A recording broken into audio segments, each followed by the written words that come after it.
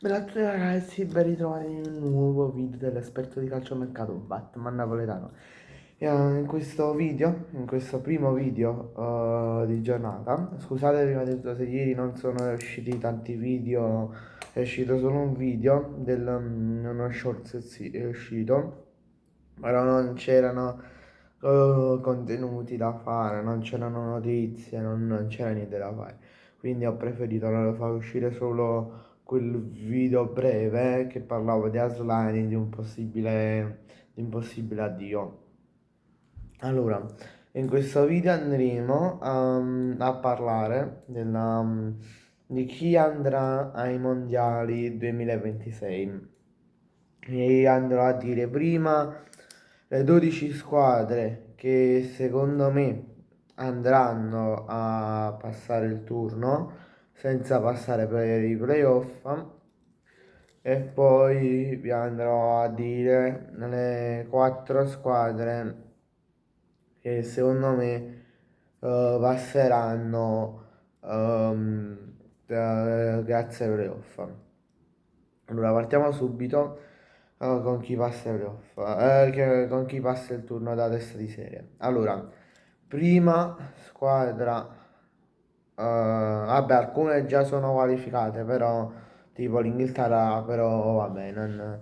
Allora, prima Germania, secondo Kosovo,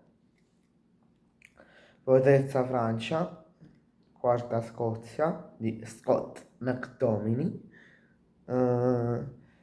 eh, Spagna si qualificherà, poi sesta squadra a qualificarsi sarà il Portogallo, quinta Polonia, poi ci sarà la Bosnia, la Norvegia, tra l'altro che secondo me riesce a qualificarsi, però a stento, perché ricordiamolo che ha soli 3 punti da noi, cioè manca, siamo a 3 punti di distanza da loro.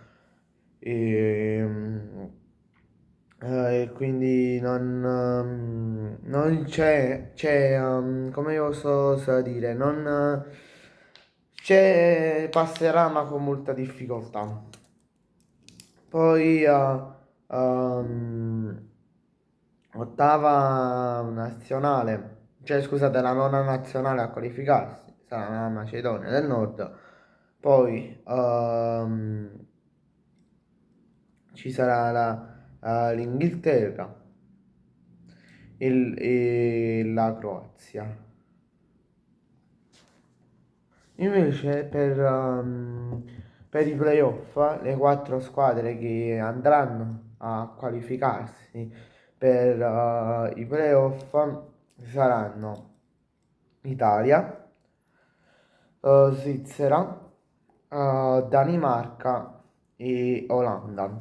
Playoff che si andranno a giocare nel mese di marzo 2026 e secondo me l'Italia con molta ma molta difficoltà andrà ai playoff, cioè andrà ai mondiali 2026 vincendo le semifinali e la finale, l'ipotetica la finale che andrà a giocare. E grazie a tutti per la visione, ci vediamo in un prossimo video, lasciate un bel like, commentatemi facendomi sapere che cosa pensate di queste nazionali che secondo me andranno a passare il turno, sia da testa di serie che dai playoff e mi raccomando iscrivetevi tutti al canale, l'obiettivo sono i 30 iscritti, ciao!